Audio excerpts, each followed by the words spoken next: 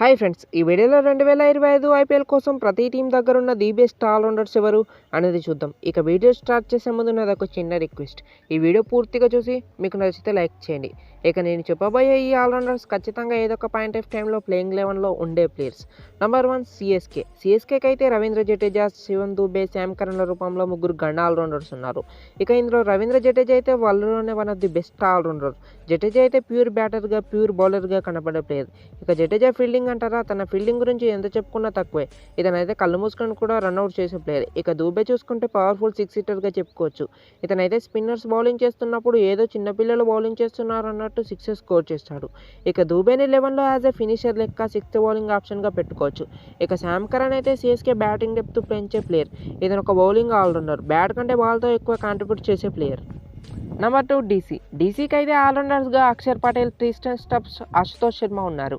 ఇక డీసీకి అయితే అక్షర్ పటేల్ ఎన్నో మ్యాచెస్ తన ఆల్రౌండ్ షోతో గెలిపించాడు.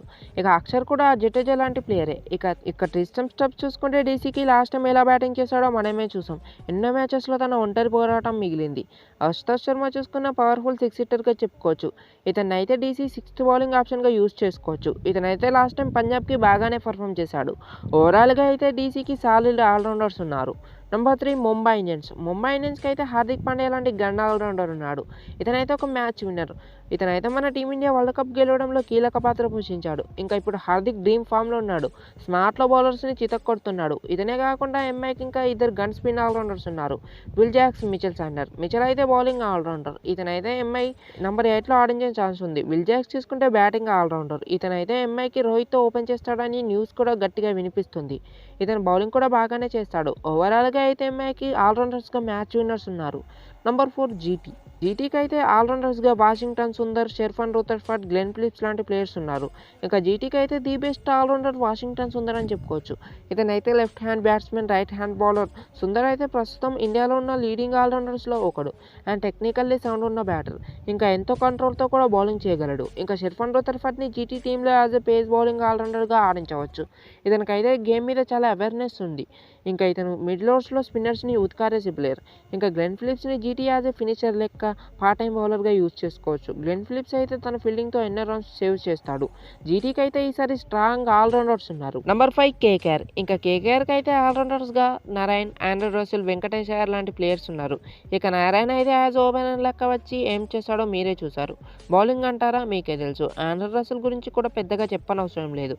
ఇంకా వెంకటేష్ అయ్యర్పై అయితే ఈసారి ప్రైస్ ట్యాగ్ ప్రెజర్ ఉండబోతుంది. ఇతనైతే కేకేఆర్కి 6th బౌలింగ్ ఆప్షన్గా యూజ్ కావచ్చు. ఓవరాల్గా అయితే కేకేఆర్ ఆల్రౌండర్స్ డిపార్ట్మెంట్లో బ్యాలెన్స్ కనిపిస్తుంది.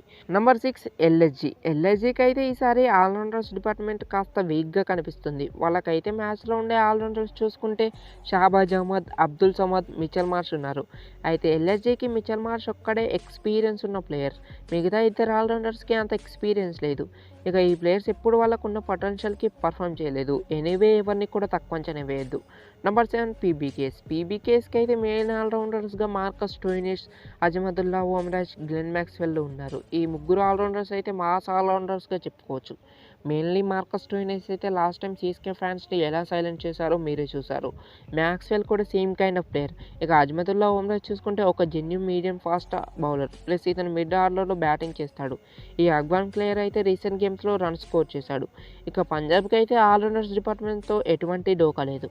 నెంబర్ 8 ఆర్ఆర్కి అయితే ఆల్రౌండర్స్గా బనిండు హస్రంగా, రియాన్ పరాగ్, నితీష్ రాణా లాంటి ప్లేయర్స్ ఉన్నారు.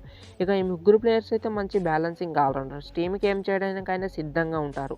ఓవరాల్గా అయితే ఆర్ఆర్ డిపార్ట్మెంట్లో బ్యాలెన్స్ కనిపిస్తుంది. నెంబర్ 9 ఆర్సీబీకి అయితే ఆల్రౌండర్స్గా Romario Shepherd, Krunal Pandya, Liam Livingstone లాంటి ప్లేయర్స్ ఉన్నారు. ఆర్సీబీకి అయితే ఆల్రౌండర్స్ డిపార్ట్మెంట్లో చాలా ఎక్స్పీరియన్స్ ఉంది. ఇక రొమారియో షెపర్డ్ చూసుకుంటే పవర్ఫుల్ 6 హీటర్. ఈ ప్లేయర్ అయితే ఎంఐకి ఆడినప్పుడు డీసెంట్గా పర్ఫామ్ చేశాడు. ఇక కృణాల్ లివింగ్స్టన్ చూసుకుంటే మంచి స్పిన్ ఆల్రౌండర్స్. ఇక ఈ ప్లేయర్స్ అయితే మంచి పవర్ హీటర్స్ కూడా. ఓవరాల్గా అయితే ఆర్సీబీకి ఆల్రౌండర్స్ డిపార్ట్మెంట్లో సాలిడ్ మ్యాచ్ విన్నర్స్ ఉన్నారు. నెంబర్ 10 ఎస్ఆర్హెచ్కి అయితే ఆల్రౌండర్స్గా నితీష్ రెడ్డి, హర్షల్ పటేల్, అభిషేక్ శర్మ ఉన్నారు. ఇక ఈ ముగ్గురు ప్లేయర్స్ అయితే ఎస్ఆర్హెచ్కి ఖచ్చితంగా ప్లేయింగ్ 11లో ఉంటారు. హర్షల్ పటేల్ చూసుకుంటే బౌలింగ్ ఆల్రౌండర్గా నెంబర్ 8లో కానీ నెంబర్ 9లో ఆడొచ్చు. ఇక అభిషేక్ శర్మ చూసుకుంటే ఓపెనర్గా వస్తాడు. ఇక ఎన్కర్ నెంబర్ 4లో ఆడొచ్చు. ఇక ఓవరాల్గా అయితే ఎస్ఆర్హెచ్ ఆల్రౌండర్స్ డిపార్ట్మెంట్ పూర్తిగా టాలెంట్తో నిండిపోయింది. సో ఇది గైస్ వీడియో. ఈ వీడియోలో నేను ఏమైనా మిస్టేక్స్ చేస్తే కామెంట్ చేయండి. ఆ మిస్టేక్స్ నెక్స్ట్ వీడియోలో కాకుండా రెక్టిఫై చేసుకుంటా. Thanks for watching.